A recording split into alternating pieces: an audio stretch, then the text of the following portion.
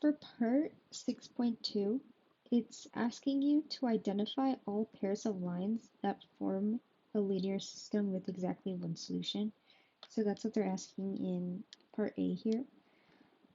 So if you just look at the graph, you can see that this line A and line C cross only once, and then line B and C also only cross once, and those are your two possibilities.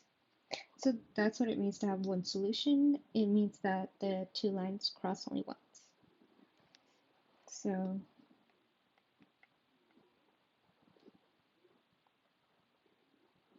lines A plus C and lines C plus B. And then to identify all pairs of lines that form a linear system with no solutions, that would mean that the lines never cross at all. So if the lines are completely parallel, they will never intersect. And you can see that that's the case with lines A and B.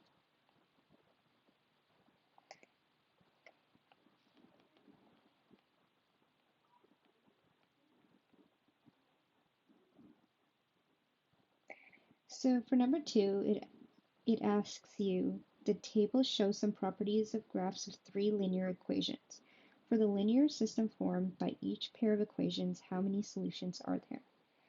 So it's asking you to look at the table and figure out from all the equations which ones intersect once or no times or have infinitely many solutions. So for what they're giving you are the slope and the intercept, the y-intercept. So the slope will help you like this. If two lines have the same slope and a different y-intercept, then they will never meet, and then the lines will have no solution at all. However, if they have the same slope and the same intercept, it is essentially the same line, and that means that they will have infinitely many solutions. Because in that case, you just have two lines crossing over each other, and then they're basically intercepting at every point. But if they have like a different slope and a different intercept, or a different slope and the same intercept, then they will cross only once. So if you look at this table here, it shows you that lines A and B have the same slope and different intercepts.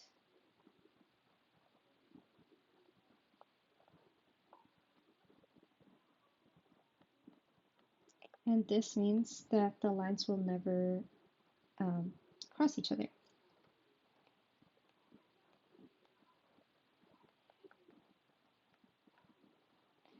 For lines A and C, you have different slopes and you have different intercepts, so they'll intersect only once. For lines B and C, for lines A and C, they have different slopes and the same intercept, so they'll still only have one solution, but that solution will be the y-intercept. And for lines B and C, they have different slopes and different intercepts, so those ones will also cross only once. Like that. So those are your answers for that question. For number 3, it's asking you to use the equations and write all the pairs of possible linear systems that have either no solution or infinite solutions.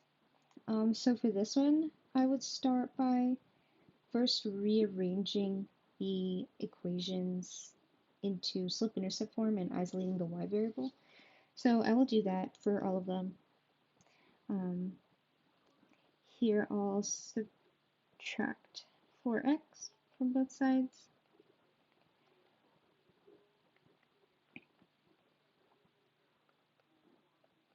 And then divide by 2.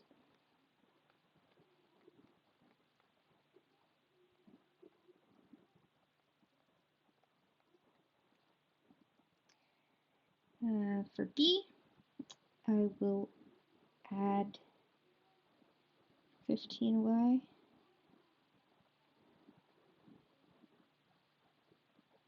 and I will add 60, which will give me 5x plus 60 equals 15y. And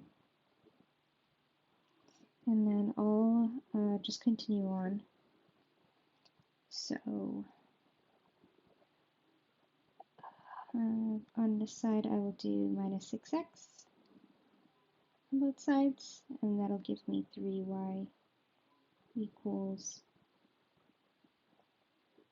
5 minus 6x. Here I'll do plus 3y for d, and then minus 12. So that'll give me x minus 12 equals 3y. And then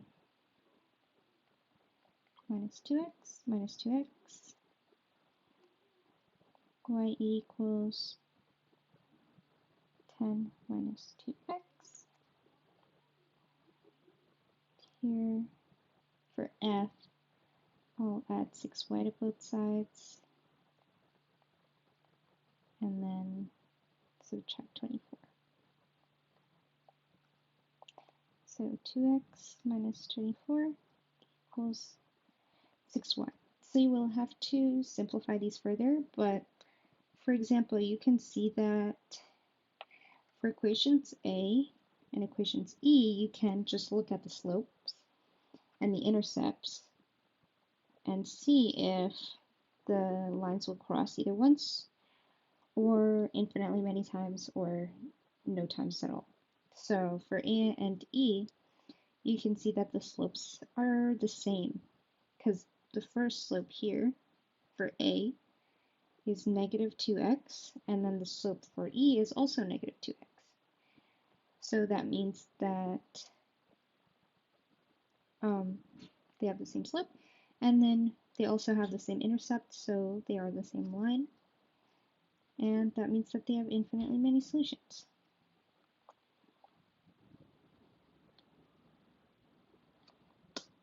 So that's how you would do one of the examples. I'll let you continue with all the other equations, but hopefully that's helpful.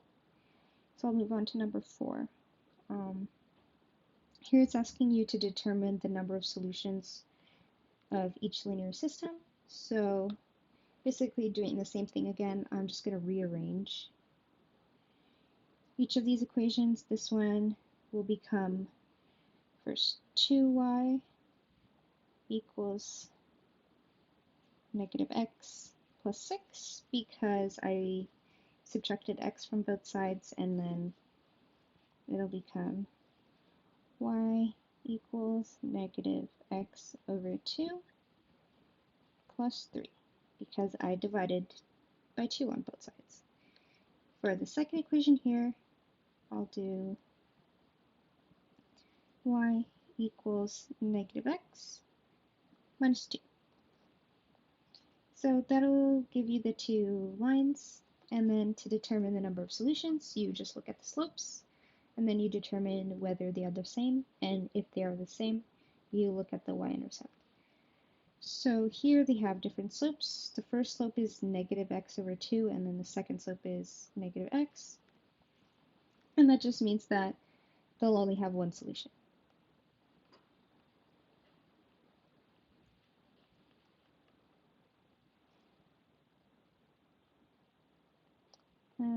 I'm going to move on to number 5.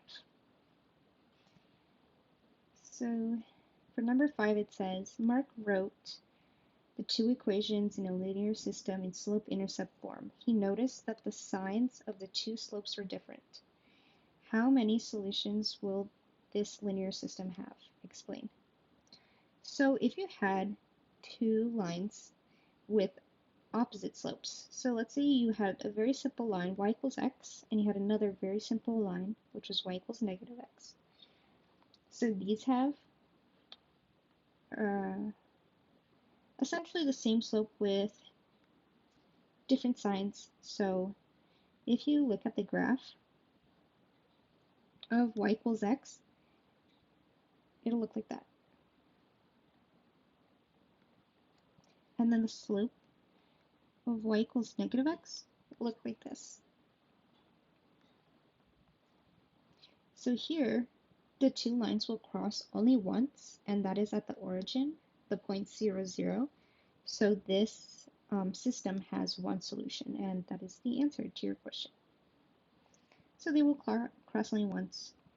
If they had the same slope with the same sign, then they would either have no solutions or infinitely many. So for the second question, it's telling you that two lines in a linear system have the same slope. What information do you need to determine whether the linear system has no solution or infinite solutions? And that would just be that you need the y-intercept.